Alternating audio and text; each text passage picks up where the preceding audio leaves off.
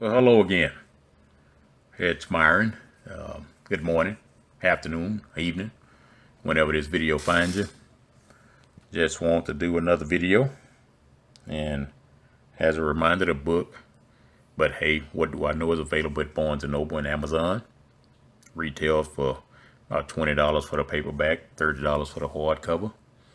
If you would like an autographed copy directly from me for the same price on either one, you can email me at myronjones@gmail.com, MYRANJONES@gmail.com, or you can call me at 866-609-7678. Again, that number is 866-609-7678. So today I want to talk a little bit. I don't know how long I'm going to go, maybe about 10, 11, 12 minutes, something like that. I'm guessing, just depending on how I feel. But, fear kills a lot of dreams and ambitions. If we're the type of person who has an entitlement mentality and keep thinking somebody else is going to make it easy for us, we're setting ourselves up for disappointment. I've talked to people about business ownership and some things that are available and accessible to them. Some have asked, do they have to report the income because they're getting a check from the government and they don't want to lose it if they make too much money elsewhere? And see what kind of thinking that is? What kind of thought process is that? You have the potential to make 3 to 4 times what you get from the government, and your limitations can only see the government check. But so many of our society would rather do nothing and get a little than do something and get exponential return. It reminds me of Snoopy, working for Charlie Brown. All he got paid was peanuts. Are you settling for peanuts? I've also talked to people about business ownership, and they tell me if they increase their income, the government will take more taxes. Well, I tell them if you don't increase your income, the government's going to take more taxes. They just happen to do it by stealth mode. You got a 6% raise, and the mayonnaise that you like to put on your sandwich increased by 22%, and then you wonder why you can't get ahead. You got a 10% raise, and then your property taxes went up 25%. I mean, you get the picture. Tax laws in this country were written for business owners, the ones who actually create an economy. For a business owner, it's over 300 tax laws that, you can potentially take advantage of. As an employee, you only get about 40. If we continue to be employees, we leave our livelihood and the livelihood of our families in the hands of strangers. I worked retail for a number of years. Do you know what the biggest headache for an employee is? Employees. You know where the easiest place to cut expenses or liabilities? Employees. As much as your boss may like you, if you're too expensive for him or her to keep, you're out the door. They call it downsizing, right sizing, corporate cutbacks. But at the end, it all boils down to you're fired. People of color tend to be employees. Even the highest paid athletes are high paid employees. Then they had a nerve to complain that they should get more of the business owners' profits. What have they contributed other than entertainment value? They didn't contribute any capital to buy the team, hire the staff, negotiate vendor contracts, anything like that. But they want more of the team owners' money. When you get an opportunity, get the book, Darwin's Athletes. And it's going to paint you a picture of our thought process in athletics. Again, that book is Darwin's Athletes. I read years ago that changing jobs continuing is like changing seats on the deck of the Titanic. You know the ship is sinking, but for some strange reason, you want to get a better view of the crash. I heard a gentleman say that sending out resumes is asking another man or woman what your value is. People that are responsible and disciplined will eventually own and not rent. There's a reason a property owner asks for a deposit when you rent a place to live. And a person that rents does not respect other people's property many times, so they tear it up with no expectation of getting a deposit return. Your kids need to know that you have a vision for your life. In reality, our kids should never have to look for a job because we've created businesses to leave in their control when we retire or pass on to the other side. You should be the one teaching your kids about ownership. I read an article by a woman named Elizabeth Wright several years ago. She's passed on and nobody maintained her sight. But I remember her saying that black men were not able to offer the youth in the community any economic alternatives, but because they've created nothing of value themselves. And she said, or she talked about the exodus of the black men to the church because black men didn't want to compete with others, so they went and built their own cathedrals of commerce. And because there's no competition in the pulpit. And it goes back to, something I've said many times. Within a 5-mile radius of my house, there are 42 churches. Another reason we don't want to start business because we haven't found a purpose, and a great deal of us don't want to find it because now we have to become responsible. Society conditions and continues to condition us to think small, feel inferior, lower our expectations, and accept limitations. What if you set some goals and developed a plan?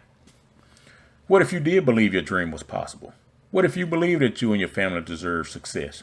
Even in this economy, there are a lot of opportunities to the person that is actually looking. What if you change your association to hanging with people who are successful in business? Your self-worth automatically increases when your associations change to people that are going somewhere in life. Every time we move to new levels in life, we have to leave some people behind. When we look at success, we have to parallel it to going to the bathroom. You have to do it for yourself. Business ownership is not for weak, sensitive, or passive people. And unfortunately, what we're seeing a lot of in society is a lot of weak, sensitive, and passive people. As I mentioned before, we are taught by employees to be employees. In essence, we are taught by renters how to rent. We've been programmed to give our economic power away via consuming. What we have not been taught is how to produce. In a book I read, it says to owe no man anything except to love one another. With that being said, when we have jobs, we are actually in bondage to another man. As we look at the lifespan of a job, it typically goes about 40 years. Oh, guess what else took 40 years? The Israelites trek across the desert. They bickered and complained for 40 years because they never changed their thought process. So they died in the desert and never crossed over. Their kids had to finish the journey. Most people work in jobs around the same amount of time and bicker and complain their entire time there and talk about the day they retire. They can't wait on it. For black men, we have the shortest average lifespan in America. So we spend most of our life building somebody else's dream and never pursue ours. Of all the people that get interviewed later in life and are asked about regrets, the first thing they mention is they wish they had spent more time with their loved ones. We have to learn how to work from the neck up and stop spending so much time working from the neck down. There are some traits that rich people have that poor people don't. Rich people tend to own businesses. They don't blow money on vehicles trying to look rich. And in most cases, most of them are buying used. I know the politically correct term is pre-owned, but they buy used vehicles that are 2 or 3 years old. But we go out and have to buy them new. And I mean, I did it, because my first car was a Ford Pinto. Broke down, flywheel cracked every 6 months inside the transmission. I didn't know where it was going to break down at. And one time it was cold outside, ironically in Houston, it was actually cold. It broke down on me like 2:30 in the morning. And I was a little ways from home. So I never wanted a used car again. But rich people don't blow their money on vehicles trying to look rich. And my wife and I went out Saturday to go see our granddaughter. And driving down the freeway, there was a white Mercedes Maybach, a white Mercedes, the big box SUV. I don't know the model number of that. And the Bentley SUV. All three of these vehicles were white. And I told my wife, I said, all of them together. She said, well, how you know that? I said, look at the way they drive it. I said, they know each other. But you know how much a Maybach costs? The cheapest vehicle in that 3-car lineup was the Mercedes SUV. And it's over $100,000. But rich people don't blow money on vehicles trying to look rich. Almost always they're a homeowner, and they know how to borrow money strategically. They build networks and business system. Building a business is the best way to become rich. Once cash flow is solid, you can invest in other assets.